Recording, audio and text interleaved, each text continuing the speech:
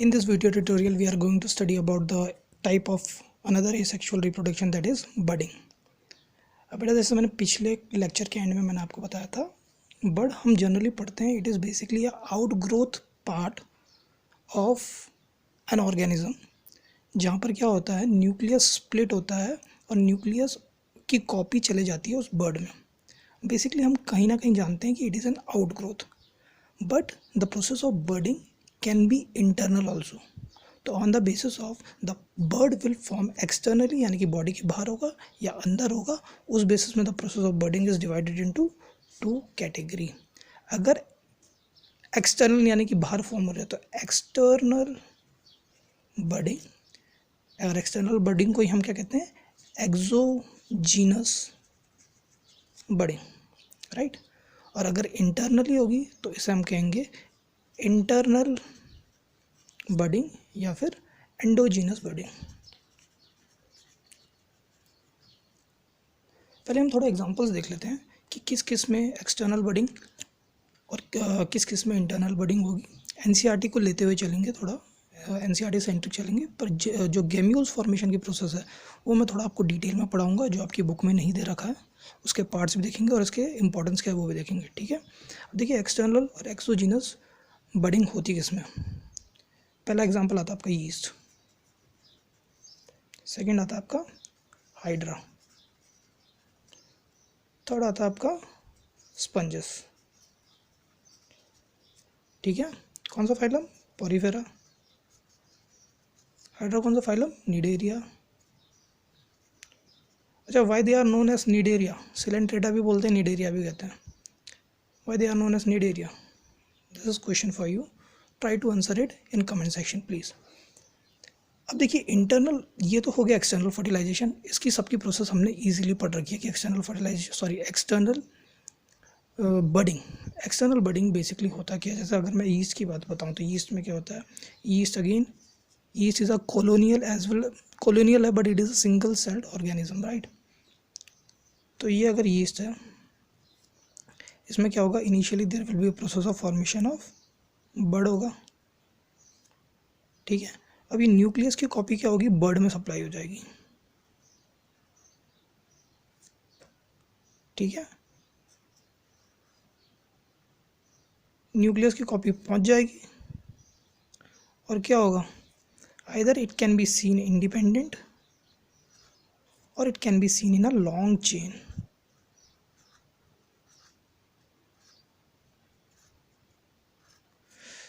This process where the yeast will be seen in a long chain is known as torulation. Torulation. Torular stage भी कहते हैं इसे, टोरुलेशन की process कह देते हैं जब एक लॉन्ग चेन बनती है. ओके, तो ये तो हो गया नॉर्मल, हमने यीस्ट में पढ़ा हुआ है. अगेन पहले न्यूक्लियस डिवाइड होगा, then rest of the bud will separate out. Again जब ये बर्ड खुद मैच्योर हो जाएगा तभी जाके सेपरेट आउट होगा, ठीक है. वैसे सेकेंड हाइड्रा. अब हाइड्रा में हमने क्या पढ़ा है, हाइड्रा अगेन सिलेंट्रेटा. मतलब देखो हाइड्रा का कैरेक्टरिस्टिक फीचर क्या है,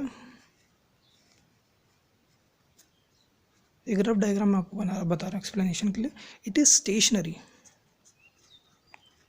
स्टेशनरी होता है यानी कि एक ही जगह रहेगा, इधर उधर नहीं जा सकता है. इट मीन्स न्यूट्रिशन इसके पास आते हैं और न्यूट्रिशन को एब्जॉर्ब करता है ये.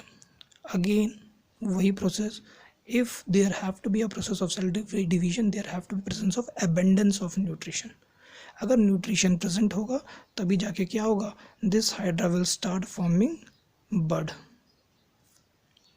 ठीक है. ये देखो बर्ड का क्रिएशन होगा इसमें, ठीक है. This is bird. अब देखो ये बर्ड एक्सटर्नली फॉर्म हो रहा है तो it will be a type of exogenous budding, ठीक है. पहले बर्ड का क्रिएशन होता है, फिर ये बर्ड ग्रो करता है. स्टेप बता देता हूँ मैं आपको. फर्स्ट क्या होगा, बर्ड फॉर्म होगा, formation of bud. Second the bud will grow. Third cleavage, there will be process of cleavage. अब ये क्लीव भी तो होना है, कटना भी तो है, there will be process of cleavage. And then the daughter will be break out, it will be break out. ये स्टेप्स होंगी, और ये एंड में क्लीवेज और ब्रेकआउट की प्रोसेस तभी होगी जब individually this bird will can perform it's metabolic activity, तभी जाके ये होगी प्रोसेस। ऑलराइट, और ये एक नया बर्ड से एक नया hydra as such same as of its parent grow करने लग जाएगा। ठीक है। अब बेटा जैसे मैंने आपको बोला कि हाइड्रा इज स्टेशनरी, अगर कोई चीज़ स्टेशनरी है तो उसका एक बहुत बड़ा ड्रॉबैक होता है।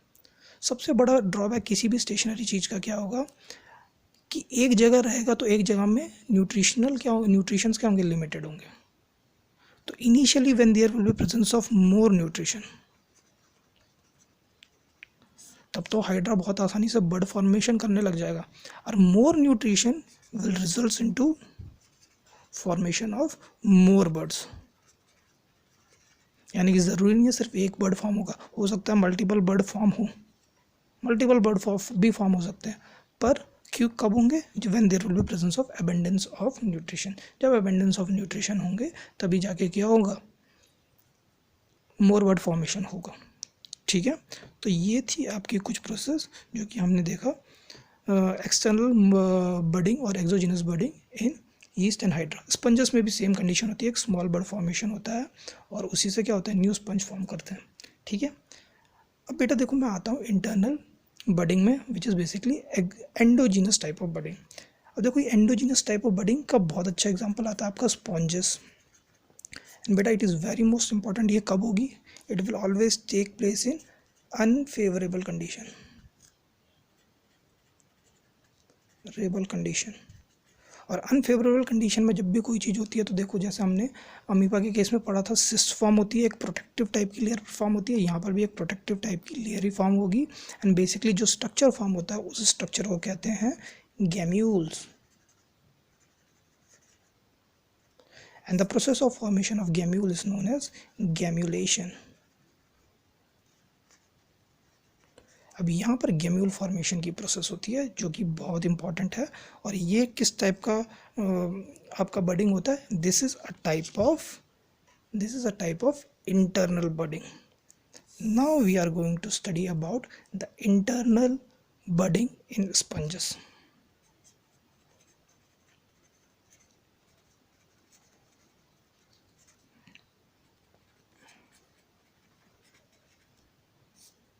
बेटा आपकी एनसीईआरटी में सिर्फ गैम्यूल का एक स्ट्रक्चर दे रखा है, उसके बारे में बताया नहीं है कुछ।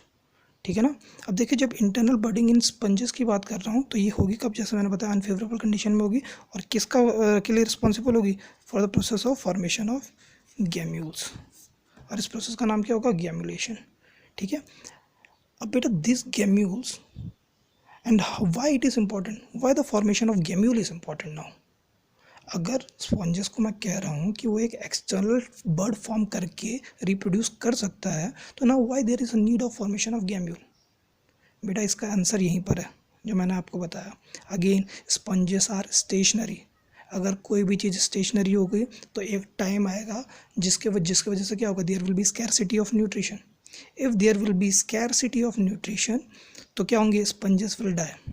न्यूट्रिशन नहीं मिल पाएगा तो स्पंजेस विल डाई। तो स्पंजेस को पता चलने लग जाता है now there is a scarcity of nutrition, तो formation of gemmule is their strategy to survive, strategy to survive the harsh और अनफेवरेबल कंडीशन।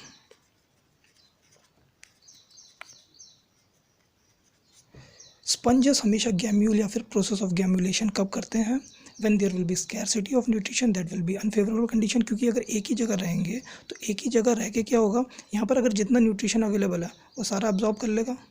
अब ये स्टेशनरी है यानी कि यहाँ से कहीं नहीं जा सकता, यहाँ का न्यूट्रिशन ख़त्म हो गया तो क्या होगा, ये स्पंज डाई हो जाएगा, तो it will result into formation of small gemmules. अब ये गैम्यूल्स क्या करेंगे, वाटर के फ्लो के साथ माइग्रेट होंगे, they will migrate to the places where there will be presence of more nutrition, और more nutrition present होगा तो it means it will be a favorable condition, और जहाँ favorable condition मिल गई they will start growing. all right, तो बेटा in next lecture we will be studying the structure of गैम्यूल। गैम्यूल का structure importance मेरे ख्याल से आप सबको समझ में आ गया है। it is a strategy of a survival of the sponges, survive करने की कंडीशन होती है और माइग्रेट हो पाते हैं ये गेम्यूल्स दूर दूर जाके, और जहाँ ज़्यादा न्यूट्रिशन मिलता है वहाँ पर ये बैठ जाते हैं और वहाँ पर they will start growing. Okay.